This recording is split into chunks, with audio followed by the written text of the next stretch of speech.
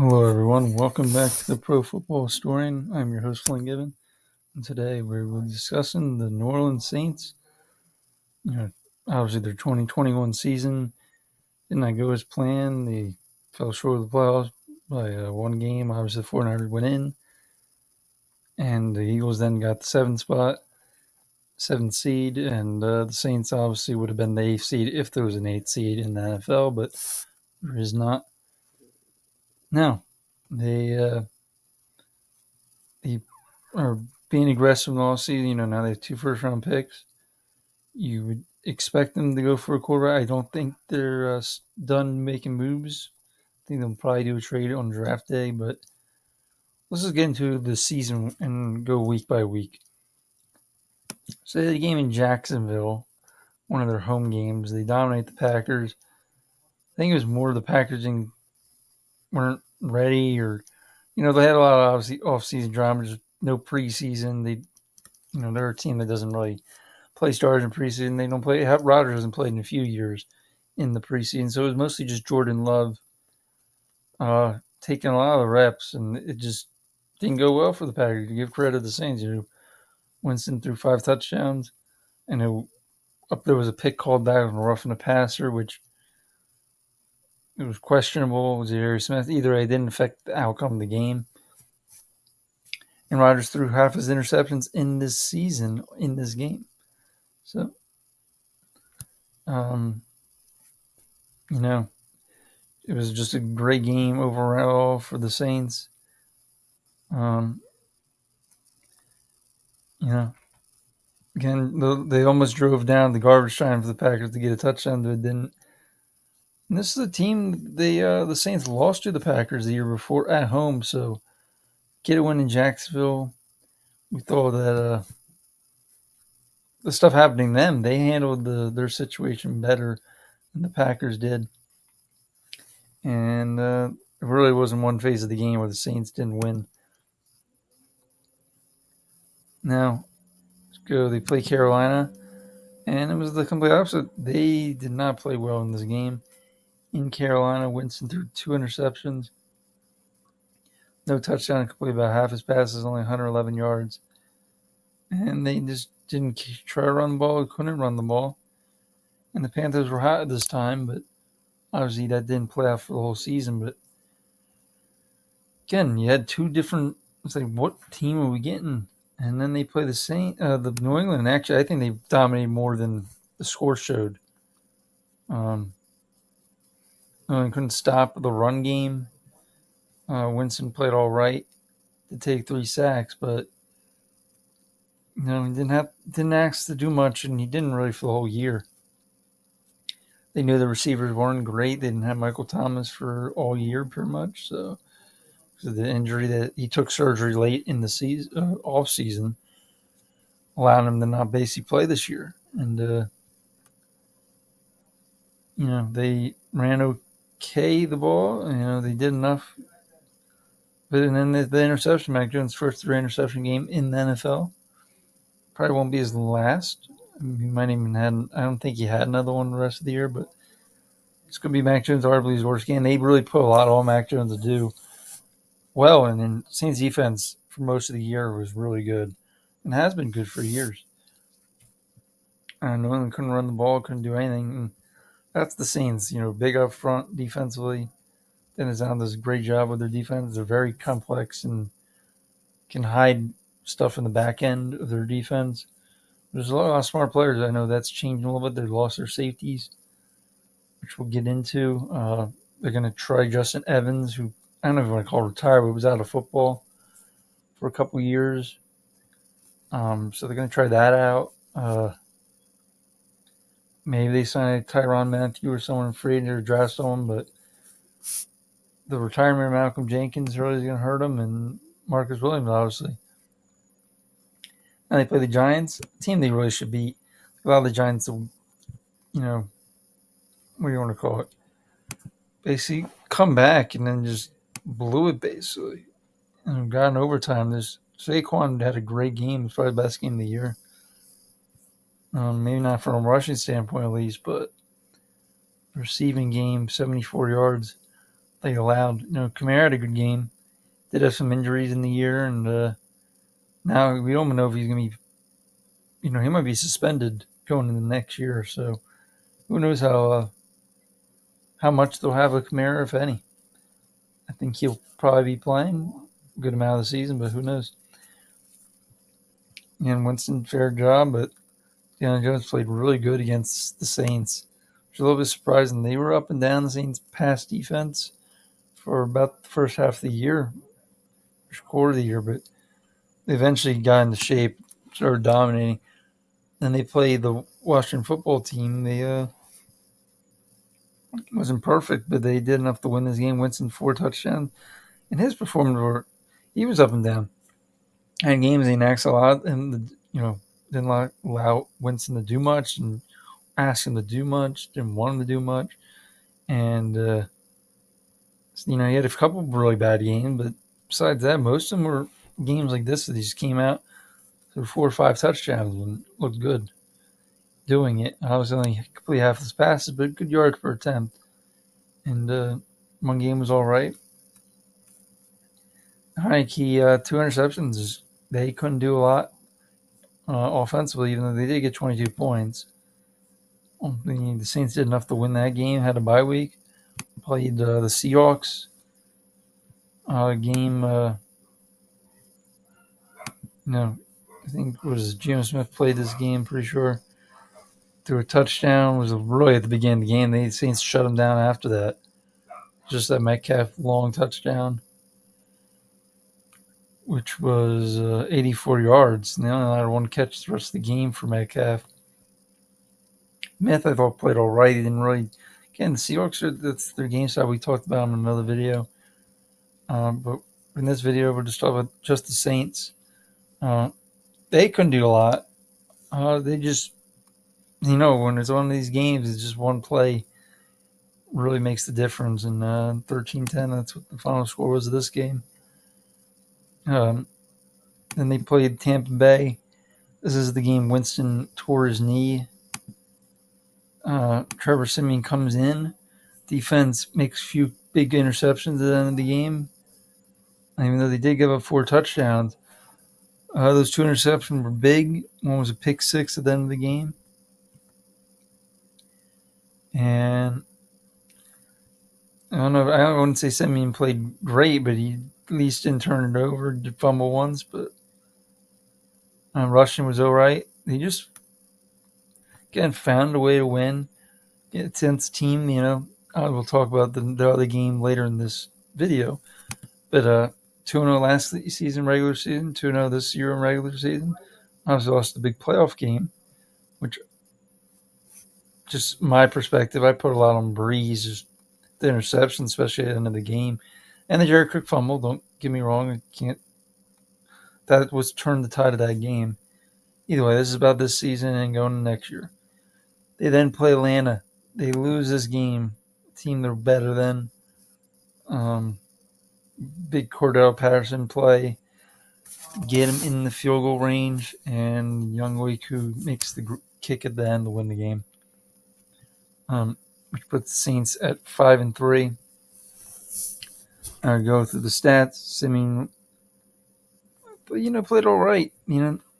Tried to run the ball. Didn't really have a lot of success running. It was not too bad. Just Matt Ryan, again, he played well. Big difference, Matt Ryan playing well, and the week before Brady making some mistakes. Matt Ryan didn't do that in this game, and that's why they probably won the game. Then they play the Titans. Again, close game. What's memorable about this game is the rough in the passer on Tannehill, which Marcus Williams, I think, got the interception on that play. Obviously questionable. You could say bad call. Either way, it was an impactful play, and I don't know if it's the reason the Saints lost this game since they got the touchdown very late, but still had chances if we got the onside and all that. But that interception happens. I think Tennessee had a field goal on that drive, if I'm not mistaken. So, that's all it took. Just one play makes the difference, and against a team that was hot at the time. They did a great job defensively against the Titans. Semi took care of the ball. Taysom threw some two passes. They couldn't run too much.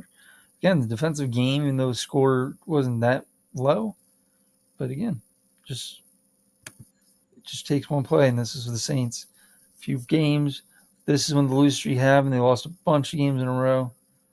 Atlanta, Tennessee, Philadelphia, Buffalo, Dallas. 5 games in a row. Again, and a team that you still have a winning record. It pretty good, pretty impressive. Obviously, new coach now, but anyway, they play Philadelphia. This is a team they surprisingly lost to the year before.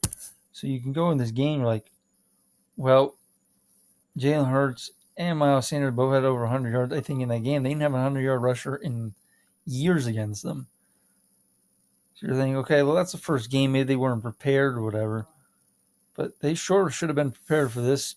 The Eagles' offense, I know it changed a little bit at this point of the season, but they knew what was coming. And the misdirections, the read option, the RPO, it gives the Saints problems. They're not a fast defense, and for whatever reason, Eagles also offensive line is big, and they're the one of the offensive line, maybe the biggest in the league, and they can block. I know the center Jason Kelly's not that big, but I'm talking about entirely. Their offensive line can block the Saints' defensive line. Not many offensive lines can do that, and it gives the Eagles a great advantage in these games. And big reason why they won this game. Obviously, Simmons had some mistakes, and he would be benched not that long after this game because they would lose this, play Buffalo.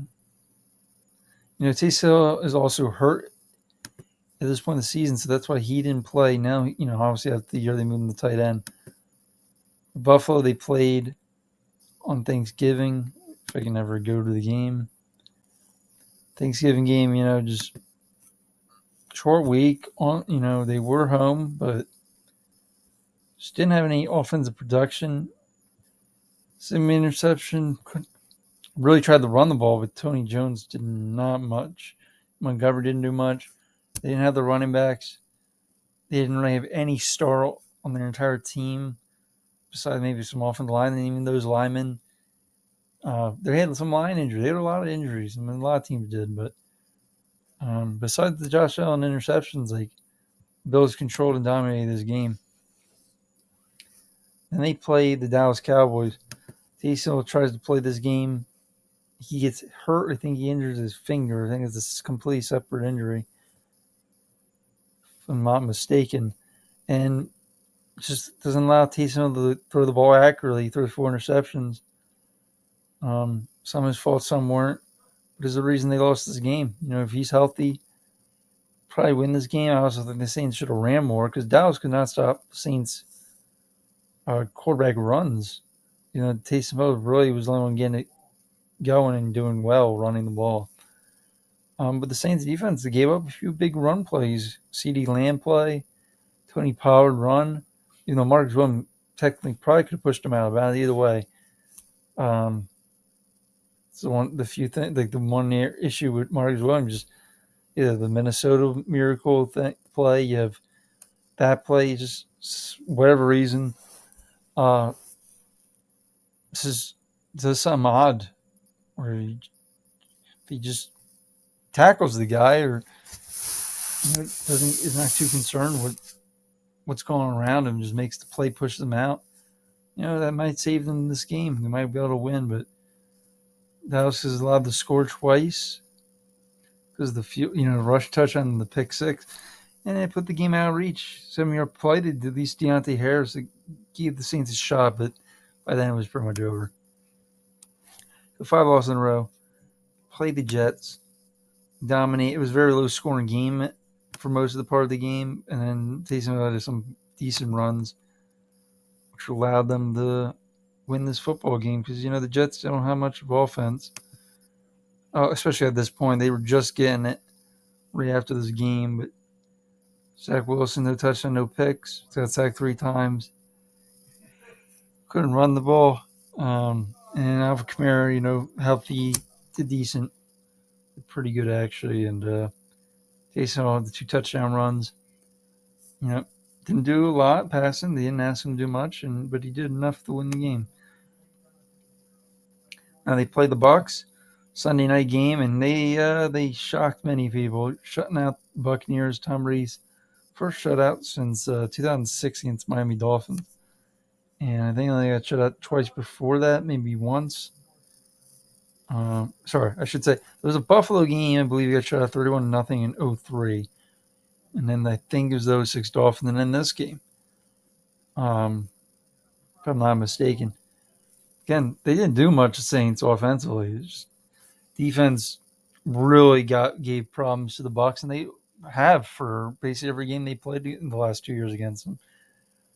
They know what this. They understand the concepts in the Bucs offense, and they know what they do. When it's a pocket passer like Brady, they can't extend plays, and they know how to trick Brady or disguise very well. And their front gives problems to the Bucs. The offensive line really has only had problems in the last 2 years against the Rams because of their speed and because of the Saints because of their size and power. And the Bucs offensive line is a powerful, big group, but the Saints just give them issues. They had some success running the ball. They just didn't keep with it for whatever reason, and Brady really struggled. I mean, Taysom didn't do a lot either. Still injured.